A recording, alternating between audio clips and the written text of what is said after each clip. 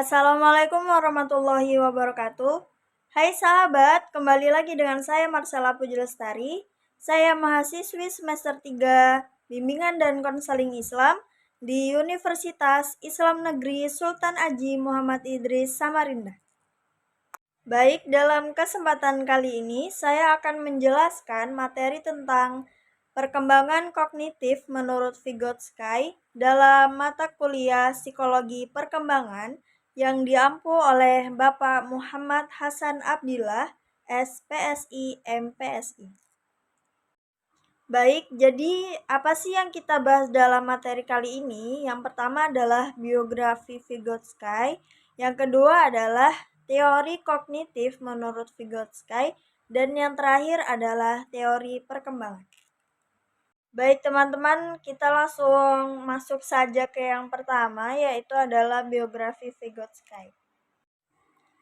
Lev Vygotsky atau yang bernama lengkap Lev Semyonovich Vygotsky adalah seorang psikolog Rusia.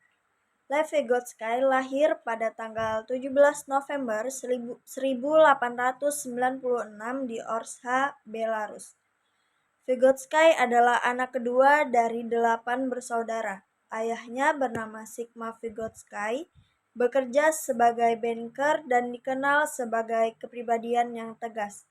Pada tahun 1913, Vygotsky terpilih untuk dilatih sebagai guru di Universitas di Saint Petersburg dan Moskow. Namun sayangnya, guru-guru Yahudi tidak diterima di sekolah-sekolah yang disponsori pemerintah Rusia. Dan Vygotsky meninggal dunia pada tanggal 11 Juni 1934 karena penyakit tuberkulosisnya. Baik, langsung masuk ke materi kedua, yaitu teori kognitif menurut Vygotsky. Teori kognitif menurut Vygotsky adalah teori Vygotsky lebih menekankan pada interaksi antara aspek internal dan aspek eksternal dari pembelajaran dan penekanannya pada lingkungan sosial pembelajaran. Jadi di sini menurut yang saya tangkap adalah teori Vygotsky ini lebih menekankan pada interaksi individu dalam lingkungan sekitar maupun dari dirinya sendiri. Dan individu tersebut bisa mengambil pelajaran dari lingkungan sosial yang dia pelajari.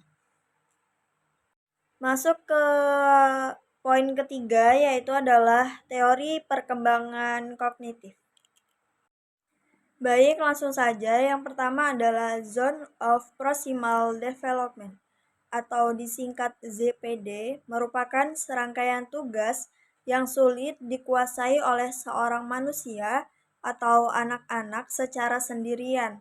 Namun, kesulitan tersebut dapat diatasi dengan bantuan dari orang dewasa atau teman sebaya yang lebih mampu untuk membantunya. Contohnya adalah di sini semisal ada anak yang dalam pembelajaran itu dia lambat untuk menangkap atau memahami apa yang disampaikan oleh guru tersebut.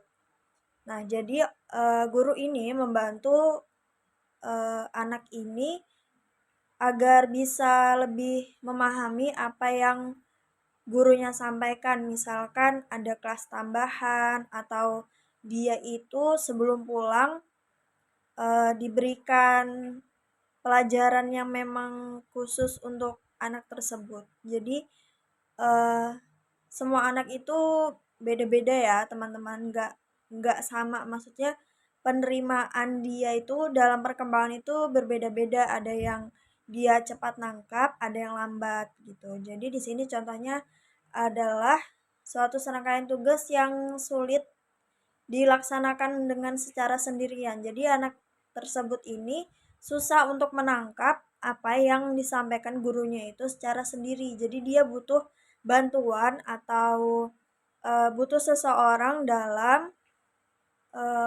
dalam membantu memahami pembelajarannya. ZPD sendiri terbagi menjadi 2 batch. Pertama, tingkat pembekalan aktual, yaitu berupa pemecahan dengan cara mandiri. Kedua, tingkat perkembangan potensial, yakni berupa pemecahan masalah di bawah bimbingan orang dewasa atau teman sebaya yang lebih ahli. Jadi ZPD di sini terbagi menjadi 2. Yang pertama adalah tingkat pembekalan aktual, yaitu pemecahan dengan cara mandiri. Jadi di sini ada 2 macam. Yang pertama itu dia bisa memecahkan dengan mandiri, maksudnya dengan cara dia sendiri gitu, tanpa bantuan orang lain. Kemudian yang kedua yaitu pemecahan masalah yang dibantu oleh orang dewasa. Contohnya yang tadi saya jelaskan di yang pertama gitu, tentang guru dan siswa. Terus yang pemecahan mandiri yaitu contohnya misalkan ada seorang anak yang dia itu mempunyai masalah dengan temannya. Dia itu bisa menyelesaikannya dengan cara mandiri tanpa bantuan orang tua ataupun teman yang lain. Baik, yang kedua adalah scaffolding. Konsep yang berkaitan erat dengan ZPD adalah scaffolding. Scaffolding merupakan sebuah teknik untuk mengubah level dukungan selama sesi pengajaran dengan orang yang lebih ahli. Sebagai contoh, guru atau teman sebaya yang lebih mampu, scaffolding juga disebut dengan pemberian sejumlah bantuan kepada seorang manusia atau anak selama tahap awal pembelajaran. Contohnya di sini awal pembelajaran. Jadi contohnya kayak guru, misalkan guru TK. Guru TK itu kan dia tugasnya kayak hanya memberikan bagaimana cara dia mengenal huruf, mengenal angka, bagaimana dia cara menulisnya juga, bagaimana dia cara mengenal lingkungan sekitar juga gitu. Jadi di sini adalah contohnya guru TK dengan murid. Baik, yang terakhir adalah bahasa dan pikiran. Menurut Vygotsky, manusia menerapkan bahasa untuk merencanakan, membimbing, dan memonitor perilaku mereka. Bahasa digunakan manusia tidak hanya untuk komunikasi sosial, tetapi juga untuk membantu menyelesaikan tugas-tugas. Vygotsky berpendapat mengenai konsep bahasa dan pikiran yang terjadi menjadi 2 macam, yakni percakapan sendiri atau private speech dan pembicaraan batin atau inner speech. Percakapan sendiri atau private speech merupakan kebiasaan anak berbicara dengan keras kepada dirinya sendiri tanpa maksud berbicara dengan orang lain. Hal itu yang normal terjadi kepada anak yang berusia 3-5 tahun. Sebagai contoh, seorang anak yang berjalan bersama teman-temannya melewati sungai, biasanya dia itu bersorak untuk dirinya sendiri, bukan bertujuan untuk orang lain, kayak ayo kita bisa melewati sungai ini gitu. Kemudian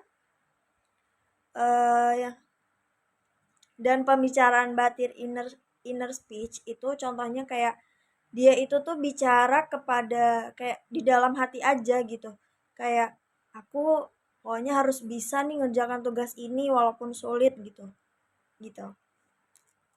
ya teman-teman menurut saya.